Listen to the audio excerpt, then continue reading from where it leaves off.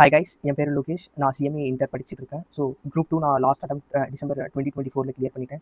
இப்போ பார்த்தீங்கன்னா இப்போ குரூப் 1 கமிங் ஜூன் 2025 அட்டம்ப்ட்ல எழுத போகிறேன். ஸோ அந்த அட்டம்ப்ட்டுக்காக நான் என்னென்ன கான்செப்ட்ஸ் நான் படிக்க போகிறேன் அப்படின்றது தான் இந்த வீடியோவில் பார்க்குறோம். ஸோ ஆல்ரெடி நான் தெலுங்குல வீடியோஸ் பண்ணிட்டு இருக்கேன். ஸோ இப்போ அது கூடவே சேர்த்து தமிழையும் வீடியோஸ் பண்ணலாம் அப்படின்னு இருக்கேன் நான். இப்போ பார்த்தீங்கன்னா சிஎம்ஏ இன்டர் குரூப் 1 எல்லாம். ஸோ இதில் பார்த்தீங்கன்னா ஃபஸ்ட் மெயின் கான்செப்ட்ஸ் மேலே நம்ம நல்லா ஃபோக்கஸ்டாக படித்தோம் அப்படின்னா பாஸ் பண்ணுறதுக்கான மார்க்ஸ் நமக்கு ரொம்ப ஈஸியாக கிடைக்கும். ஸோ அது பண்ணி பார்த்தீங்கன்னா ஃபஸ்ட்டு டேரக்டர்ஸில் பார்த்தீங்கன்னா 14 மார்க் வரும். கிட்டத்தட்ட ஒரு 2 கொஷின் கிட்ட கேட்குறாங்க. ஸோ எப்படின்னா 6th கொஷினில் ஒரு கொஷின், 7th கொஷினில் ஒரு கொஷின். ஸோ 2 கொஷின்ஸ் வந்துருது. ஸோ நமக்கு இந்த டேரக்டர்ஸில் பார்த்தீங்கன்னா மொத்தமாக ஒரு 15 இல்லைனா 16 கொஷின் படிக்கிற மாதிரி வரும். அவ்வளோதான். அது படிச்சோன்னா 14 மார்க் கிட்ட கன்ஃபார்மாக வந்துடும் நமக்கு. So most of the chances நிறைய இருக்குது நமக்கு இந்த 14 மார்க்ஸ் கிடைக்கிறதுக்கு. ஸோ அது இல்லாமல் இன்னொன்று என்னென்னு பார்த்தீங்கன்னா ஒரு 7 மார்க் கிடைக்கும்.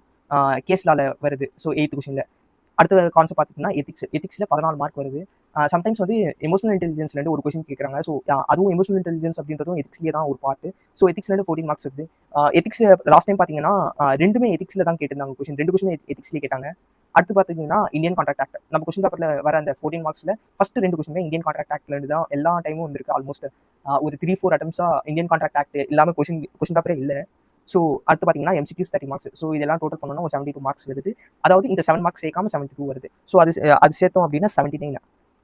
லைக் நமக்கு தியரி சப்ஜெக்ட் அப்படின்றதுனால ஃபுல் மார்க்ஸ் நமக்கு போடாமல் போகலாம். ஸோ அதுக்காக நம்ம இது மட்டும் படித்தா போதாது. ஸோ இது கூடவே சேர்த்து இது நல்லா படிச்சுக்கிட்டு லைக் ஒரு வாட்டி என்ன இருக்குது, என்ன சொல்லியிருக்காங்க அப்படின்ட்டு இந்த அடிஷனல் டாபிக்ஸில் நான் பார்த்துக்க போகிறேன். இதில் பார்த்தீங்கன்னா பேமெண்ட் ஆஃப் கிராச்சுவிட்டி. ஸோ இது பார்த்தீங்கன்னா ஒரு 7 மார்க் கொஷின் கேட்கறதுக்கு வாய்ப்பு இருக்குது, நிறைய வாய்ப்பு இருக்குது.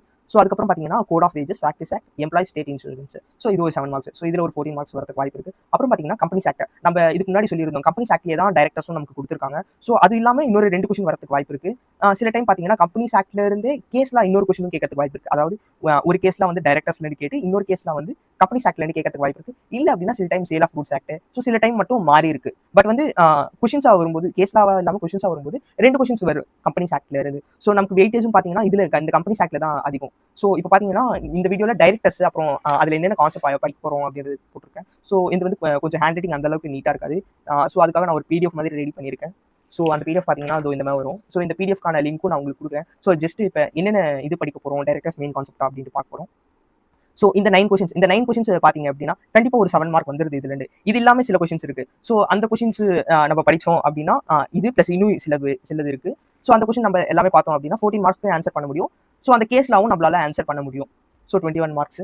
ஸோ நான் வந்து கேஸ்லாம் வந்து லைக் வேறு கொஷின் எதுவும் இல்லை எனக்கு எழுதுறதுக்கு அப்படின்ற டைமில் தான் நான் கேஸ்லாம் போவேன். அதுக்கு முன்னாடி ஃபஸ்ட் இந்த கொஷின் எல்லாமே பார்த்துடலாம்.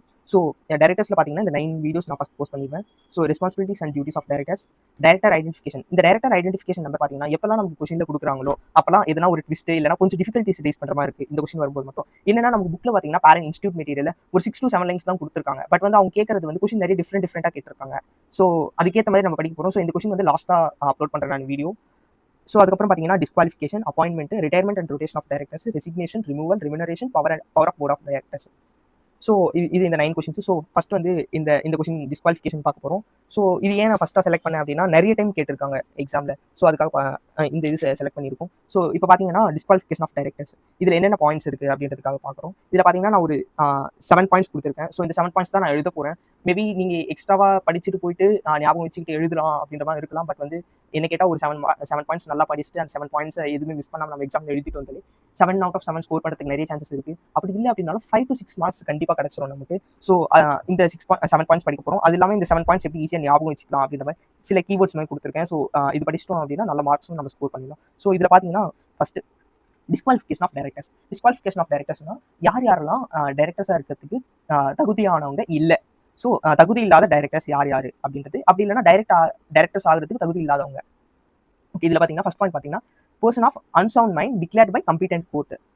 ஸோ யாராச்சும் புத்தி சரியில்லை, பைத்தியம் பிடிச்சவங்க இருக்காங்க, அப்படி இவங்களுக்கு பைத்தியம் பிடிச்சிருக்குன்ட்டு கோர்ட் யாரெல்லாம் சொல்லுதோ அவங்க டைரக்டர்ஸ் ஆகிறதுக்கு தகுதி இல்லாதவங்க. இன்னொன்று பார்த்தீங்கன்னா மைனர். ஸோ ஒரு மைனர் வந்து யாருன்னா 18 இயர்ஸ் கம்ப்ளீட் பண்ணாதவங்க. ஸோ அவங்க எப்படியும் அவங்க எடுக்கிற டெசிஷன் வந்து லீகலாக செல்லுபடி ஆகாது. ஸோ அவங்க நல்ல வயசு டெசிஷனாக எடுக்கிறவங்களா கூட இருக்கலாம், இல்லைன்னு சொல்ல. பட் வந்து அவங்களுக்கு 18 ஆகாத ஒரே ஒரு காரணத்துக்காக அவங்க வந்து லீகலாக அவங்க எடுக்கிற டெசிஷன்ஸ் இல்லாது. ஸோ அடுத்த கொஸ்டின் பார்த்துக்கணும் அப்படின்னா அடுத்த பாயிண்ட் பார்த்தோம்னா அன்டிஸ்சார்ஜ் இன்சால்வெண்ட். இது யாருன்னு பார்த்தோன்னா நம்ம இதுலலாம் பேசுவாங்க லைக் மஞ்சள் நோட்டீஸ் கொடுத்துருவாங்க. நம்ம யாருக்குன்னா கடன் கொடுத்துருக்கோம் அப்படின்னாலும் அவங்க திருப்பி தராமல் மஞ்சள் நோட்டீஸ் கொடுத்துருவாங்க அப்படின்ட்டு. அது என்னன்னு பார்த்தீங்கன்னா என்கிட்ட இருக்கிற காசு எல்லாமே போயிடுச்சு, என்கிட்ட காசு எதுவுமே இல்லை அப்படின்னு சொல்கிறது தான் இன்சால்வெண்ட். ஸோ என்னால் எனக்கு கட்டத்துக்கு காசு எதுவும் இல்லை, என்கிட்ட எதுவுமே கிடையாது, என்கிட்ட என்ன இருக்கோ எடுத்துகிட்டு போங்க அப்படின்ற மாதிரி நான் சொல்கிற ஒரு நிலைக்கு பேர் தான் இன்சால்வெண்ட். இது பார்த்தீங்கன்னா அவர் என்கிட்ட காசு எதுவுமே இல்லைன்னு சொல்லிட்டாரு, பட் வந்து அவர்கிட்ட சில அசெட்ஸ் ஏதோ இருக்கலாம். அது வந்து இன்னும் யார் எவ்வளோ எடுத்துக்கணும், அவங்க கடன்காரங்கெல்லாம் எவ்வளோ வந்து எடுத்துக்கணும் அப்படின்றது வந்து இன்னும் முடிவு செய்யப்படல. இல்லைனா அவர்கிட்ட இருக்கிற மிச்சம் மீதி அசெட்ஸ் வந்து கொடுக்கறதுக்கு இல்லை. ஸோ அடுத்த பாயிண்ட் பார்த்துக்கணும்னா, a person applied for insolvent and his application is pending. இது என்னன்னு பார்த்தீங்கன்னா, நான் வந்து இன்சால்வெண்ட் ஆகிட்டேன் அப்படின்னு சொல்லிட்டு ஒரு அப்ளிகேஷன் அப்ளை பண்ணியிருக்காரு. அவருக்கு வந்து இன்னும் முடிவு செய்யப்படல, இவர்கிட்ட அவ்வளோதான் இருக்கா, இல்லை அவரால் காசு கட்ட முடியுமா கட்ட முடியாதா அப்படின்றது இன்னும் முடிவு செய்யப்படல. ஸோ அந்த பாயிண்ட் தான் இது 4th பாயிண்ட். 5th பாயிண்ட் பார்த்துக்கணும்னா, a person convicted by a court for offences involved in moral turpitude or அப்படி இல்லைன்னா சில பாயிண்ட்ஸ் கொடுத்துருக்காங்க. இது என்னன்னு பார்த்தீங்கன்னா, யாராவது கோர்ட்டில் வந்து நிரூபிக்கப்பட்டு என்னன்னா மாரல் டர்பிட்யூட்னா ஒரு கம்பெனிக்கு அகேன்ஸ்டா, அப்படி இல்லைனா ரூல்ஸ்க்கு அகேன்ஸ்டா, இல்லைனா இல்லீகலா எதனா ஒரு கெயின் அவருக்கு சொந்தமாக காசு எடுத்துக்கிட்டாலோ, இல்லைனா அவருக்காக எதுனா ஒரு ஃபேவர் பண்ணிக்கிட்டாலோ, அது எல்லாமே மாரல் டர்பிட்யூட்ன்ற டேர்ம்குள்ளே வந்துடும். ஸோ அந்த டேர்மில் வந்து யாராவது இது ஃபைல் பண்ணப்பட்டு ப்ரூவ் பண்ணப்பட்டாங்க, இந்த மாதிரி மாரல் டர்பிட்யூட்ல இன்வால்வ் ஆயிருக்காங்கன்னு ப்ரூவ் ஆனால், ஸோ அவங்க வந்து நாட் எலிஜிபிள். ஸோ அவங்க வந்து டிஸ்குவாலிஃபைட் ஃபார் டைரக்டர்ஸ். ஸோ அதுலேயே இன்னொரு கொஸ்டின் பார்த்தீங்கன்னா, a person sentenced to imprisonment for more than 6 months and less than 7 years, he is disqualified as a director for 5 years. So இது என்னன்னு பார்த்தீங்கன்னா, யாருன்னா ஒருத்தர் வந்து ஜெயிலுக்கு போயிருக்காங்க, ஜெயில் சென்டென்ஸ், அதாவது 6 மந்த்ஸ்க்கு மேலே 7 இயர்ஸ்க்குள்ளே யாருன்னா ஜெயில் சென்டென்ஸ் அதாவது போயிருக்காங்க அப்படின்னு பார்த்தீங்கன்னா, அவங்க வந்து 5 இயர்ஸ்க்கு வந்து டிஸ்குவாலிஃபைட். சப்போஸ் இப்போ வந்து ஒரு பர்சன் வந்து ஒரு 1 இயர் போயிட்டு ஜெயிலில் இருந்து வந்திருக்காரு. ஸோ ஜெயிலில் வந்ததுக்கப்புறமா வெளியே வந்ததுக்கப்புறமா 5 இயர்ஸ்க்கு அவரால் ஆக முடியாது, டைரக்டர் ஆக முடியாது. ஸோ அவர் டிஸ்குவாலிஃபைட். 5 இயர்ஸ்க்கு அப்புறமா வேணா டைரக்டருக்கு குவாலிஃபை ஆகலாம். ஸோ அடுத்த பாயிண்ட் பார்த்தீங்கன்னா, in case he is sentenced to more than 7 years with imprisonment, he is disqualified as a director for his lifetime. So வேற யாருன்னா ஒருத்தர் வந்து மோர் தென் 7 இயர்ஸ்க்கு மேலே கண்டி அரெஸ்ட் செய்யப்பட்டிருந்தாலோ இல்லைனா ஜெயிலுக்கு போயிருந்தாலோ அவங்க வந்து அவங்களுடைய லைஃப் டைம்ல எப்பவுமே அவங்களால டைரக்டர் ஆக முடியாது. ஸோ அடுத்த பாயிண்ட் பார்த்தீங்கன்னா, a person who has not paid call dues and a period of 6 months is elapsed from the due date. So ஒரு டியூ டேட்ல கால்ஸ் பே பண்ணுறதுன்றது ஒரு ரெஸ்பான்சிபிலிட்டி மாதிரி. ஸோ ஒரு பர்சனால அந்த ரெஸ்பான்சிபிலிட்டியை ஒழுங்காக பார்த்துக்க முடியல அப்படின்னா அவர் வந்து டைரக்டர் ஆகுறதுல பாயிண்ட்லெஸ்.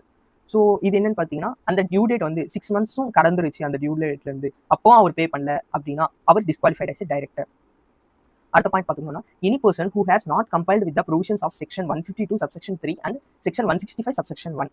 இது பார்த்துக்கணும் அப்படின்னா செக்ஷன் 152 subsection 3 இது என்னன்னு பார்த்தீங்கன்னா, director who is not having DIN is disqualified. DINனா டைரக்டர் ஐடென்டிஃபிகேஷன் நம்பர். ஸோ யார்கிட்ட டைரக்டர் ஐடென்டிஃபிகேஷன் நம்பர் இல்லையோ எந்த பர்சன் கிட்ட அவர் வந்து டைரக்டர் ஆக முடியாது. சிம்பிளாக சொல்லணும்னா ஒரு டைரக்டர் ஆகணும்னா அவர்கிட்ட DIN இருந்தே ஆகணும். ஸோ அடுத்த point பார்த்துக்கணும்னா, section 165 subsection 1, a person who is director already in 20 companies and to act as a director in further company, அதாவது more than 20 கம்பெனிஸ்க்கு மேலே, அதாவது 21st கம்பெனியில் அவர் டைரக்டர் ஆகணும் அப்படின்னா அவரால் ஆக முடியாது. அந்த பர்சன் யாரெல்லாம் ஏற்கனவே 20 கம்பெனியில் டைரக்டராக இருக்காங்களோ அவங்களால ஃபர்தராக இன்னொரு கம்பெனியில் டைரக்டர் ஆக முடியாது. ஸோ இதுதான் கைஸ் 7 பாயிண்ட்ஸ். ஸோ இந்த 7 பாயிண்ட்ஸ் எப்படி ஈஸியாக ஞாபகம் வச்சுக்கலாம் அப்படின்னு நம்ம பார்த்துக்கலாம். இந்த 7 வேர்ட்ஸ் நம்ம மகப் பண்ணிட்டோம்னா, ஸோ மகப் பண்ணிட்டு மேலே இருக்கிற இது வந்து நம்ம பார்த்துட்டு என்னென்னு படிச்சுட்டு போனாலும் நம்மளால எக்ஸாமில் எழுத முடியும், ஜஸ்ட் இந்த 7 பாயிண்ட்ஸ் நம்ம மெமரைஸ் பண்ணுறதுனால. ஃபர்ஸ்ட் பாயிண்ட் பார்த்தீங்கன்னா, அன்சவுண்ட் மைண்டு. இது யாருன்னா புத்தி பேதலிச்சு போய் யார் இருக்காங்க அப்படின்ட்டு கோர்ட் யாரெல்லாம் சொல்லுதோ அவங்க டிஸ்குவாலிஃபைடு. செகண்ட் பாயிண்ட் பார்த்தீங்கன்னா, மைனர். யாரெல்லாம் 18 வயசு இன்னும் முடிக்கலையோ இல்லை கீழே இருக்காங்களோ அவங்க டிஸ்குவாலிஃபைடு. தேர்ட் ஒன் பார்த்தீங்கன்னா, அன்டிஸ்சார்ஜ் இன்சால்வெண்ட், அதாவது மஞ்சள் நோட்டீஸ் அப்படின்ற மாதிரி சொன்னோம். ஸோ அது. ஃபோர்த் ஒன் பார்த்தீங்கன்னா, அப்ளைடு ஃபார் இன்சால்வெண்ட். ஸோ அதே மாதிரி நான் திவாலாயிட்டேன் அப்படின்னு சொல்லிட்டு அப்ளை பண்ணியிருக்காரு. ஸோ அவரும் டிஸ்குவாலிஃபைடு.